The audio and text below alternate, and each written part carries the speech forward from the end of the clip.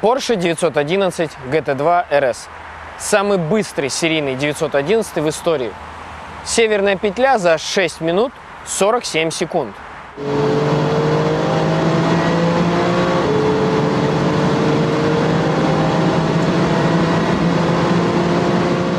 Описать его в двух словах – дикий автомобиль.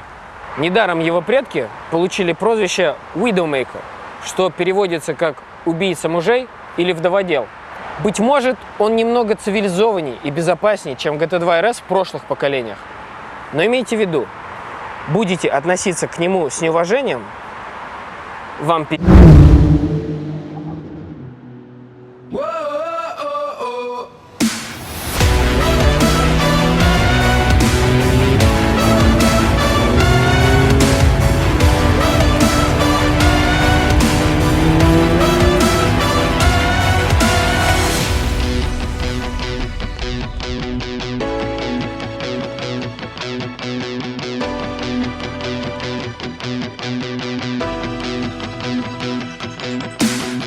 Несведущий скажет, что GT2 RS – это тот же самый турбо, без переднего привода и мощнее.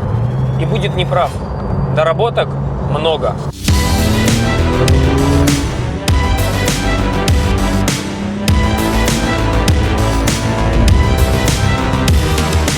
В основе двигатель 3,8 литра от Turbo. GT2 RS 700 лошадиных сил. И это не просто чип-тюнинг. Здесь абсолютно другие турбины с изменяемой геометрией. Вообще, одной из главных задач инженеров было облегчить автомобиль по максимуму. GT2 RS легче 911 Turbo на 130 кг. Достигли этого инженеры за счет множества решений.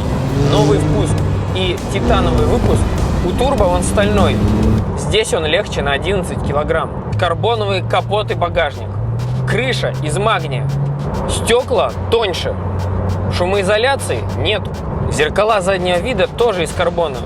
Из салона выбросили всякую мишуру вроде дверных ручек. Даже значок Porsche – это наклейка. Более того, наш автомобиль оборудован опциональным пакетом Вайса. Он делает уже без того редкий GT2 RS еще более редким. Этот пакет включает в себя гоночные наклейки и огромную надпись Porsche на спойлере, плюс 1000 лошадиных сил. Титановый полукаркас вместо обычного стального, минус 11 кг. Магниевые колеса, минус 12 кг. Карбоновые стабилизаторы и соединительные тяги на обеих осях, как в гиперкаре Porsche 918. И, внимание, тонкие коврики из более легкого материала.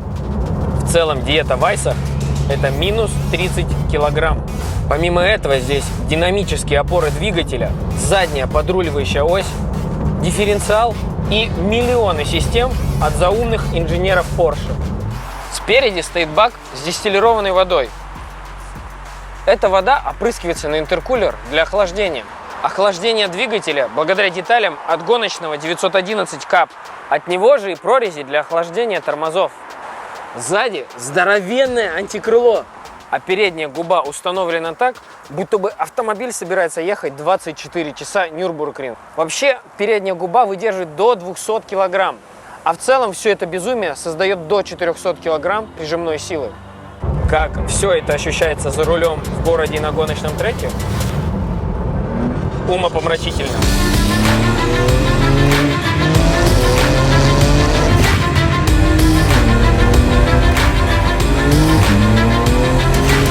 Помните тест-драйв GT3? Там я 300 раз упомянул, что он ощущается как гоночный автомобиль. Здесь все то же самое, только умножьте на 2. Управляемость GT2 RS очень зависит от того, как вы распределяете вес автомобиля. Здесь это проявляется очень явно, даже для Porsche, даже по сравнению с GT3. Но что удивительно, вес перераспределяется играючи. Все прозрачно и ощущается пятой точкой великолепно. И это неспроста, ведь здесь подвеска от GT3 RS. В ней нет резинок, а вместо них шаровые опоры. Ведь, как известно, без резинок намного больше ощущений за рулем. Автомобиль зубодробительно жесткий, но управляется восхитительно. Вот только с ним всегда нужно держать ухо востро. Стоит задуматься на секунду, переборщи хоть немного, и все тут же может окончиться трагедией. Отклик педали газа для турбированного гражданского суперкара молниеносный. Здесь к указанной в инструкции рекомендации отключать систему безопасности только опытным водителям действительно стоит прислушаться. Нет, это автомобиль 2018 года. Им сможет управлять почти что каждый. Если вы захотите узнать, что может этот автомобиль, добраться до его пределов, имейте в виду, это очень скользкая дорожка. Ну а по дорожкам GT2 RS едет как классический Porsche, с разгруженным носом. Небольшая недостаточная поворачиваемость на входе сменяется эффектом молотка на выходе. Ключ к успеху в аккуратной работе газом и в правильном распределении веса, в правильной загрузке носа и задней оси. На нем надо ехать с головой. Ну а про керамические тормоза и коробку передач, робот с двумя сцеплениями ПДК, я скажу лишь одно. Они восхитительны. GT2 RS – это идеальный суперкар для тех, кто хочет себя испытать? Не совсем. Но, во-первых, звук двигателя. На низах с закрытой заслонкой он не гудит, как GT3, и от этого голова не устает. Но с открытой заслонкой и на большой скорости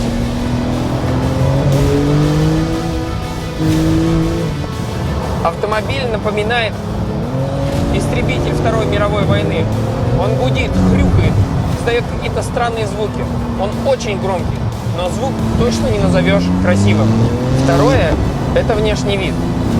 В городе GT2 RS смотрится как бодибилдер-карлик. Может, он пожмет 220 килограмм от груди, но выглядит он скорее нелепо, чем устрашающе. Да, он весь из себя такой гоночный, обращает внимание. Видно, что много мощи. Но на улицах Москвы среди обычных автомобилей этот гоночный болид выглядит слишком броско. Я бы даже сказал карикатурно. Это не элегантный Феррари или футуристичный Макларен. Ну и плевать. Плевать, что он зубодробительно жесткий. Ведь у этого автомобиля есть один козырь, о котором я вам еще не рассказал. Этот козырь – динамика по прямой.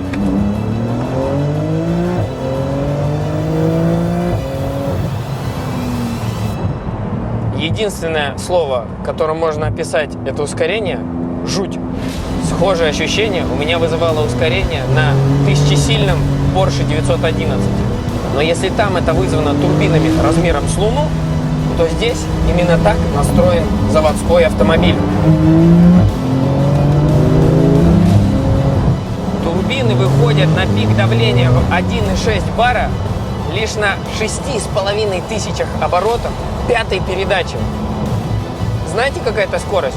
В районе 250 км в час. После 100 при ускорении газ в пол цифровой спидометр увеличивает показатели по 10-12 км в час. Для GT2 RS уютная дисциплина – это не 0-100, не 100-200, а 200-300. Чем быстрее ты едешь, тем быстрее он ускоряется. Ты нажимаешь газ в пол на второй и думаешь, ну так, неплохо. Потом третий, думаешь, ой-ой-ой. Потом четвертый, и у тебя уже животный страх. Дальше.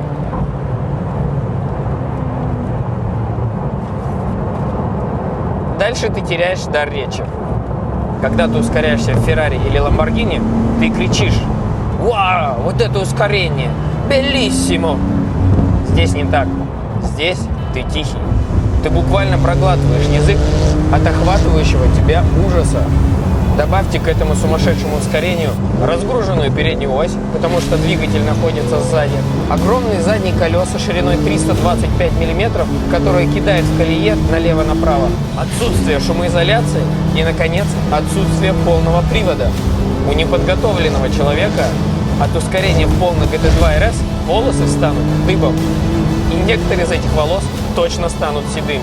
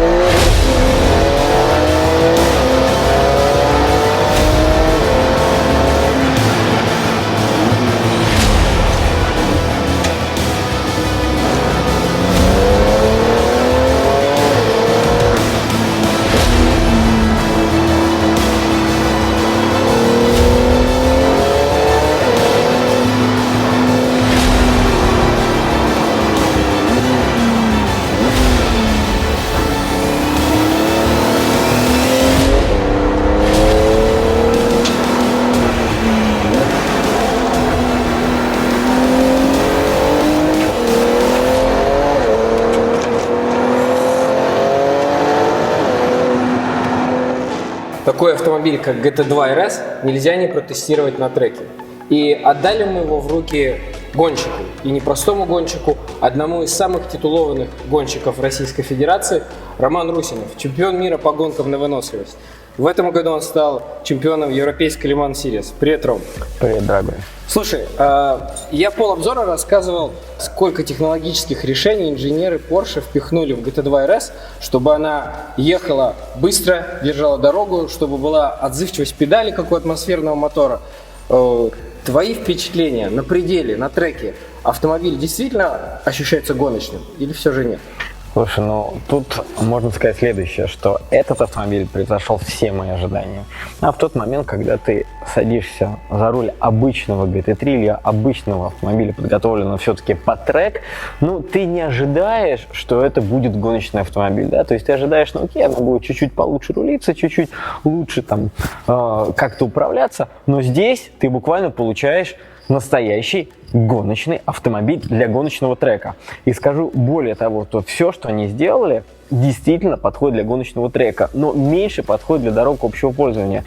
Представь себе, что по факту у тебя гоночный автомобиль, который амалогирован для дорог общего пользования. То есть по факту, когда ты едешь за рулем, просто в городе некомфортно все. Соответственно, шины нужно греть, машина очень жесткая. Да, то есть это настоящий трек-тул, да, то есть автомобиль только для гоночного трека, я бы назвал это так. Но одновременно ты можешь на нем передвигаться по городу. Но что здесь главное? Точно не комфорт. Здесь главное именно твой перформанс на гоночном треке, а это просто время круга. И, соответственно, на Нюрбургринге он показал себя превосходно. А как вообще он на пределе? Он действительно все тот же видеомейкер или его сделали более цивилизованным? Он не цивилизованный, он ездит боком, он непредсказуем, он реально заставляет тебя попотеть. Да? То есть, если ты берешь какой-нибудь другой суперкар, приблизительно этой же категории. Почему приблизительно? Потому что его нельзя сравнивать вообще ни с чем. Ребят, это гоночный автомобиль для гоночного трека с номерами для дорог общего пользования. Вот что это. Понятно. Круто. Спасибо, Роман. Ну что ж, это был GT2 RS. С вами был Drag Times Test Drive. Я Артемий Ем. До новых встреч!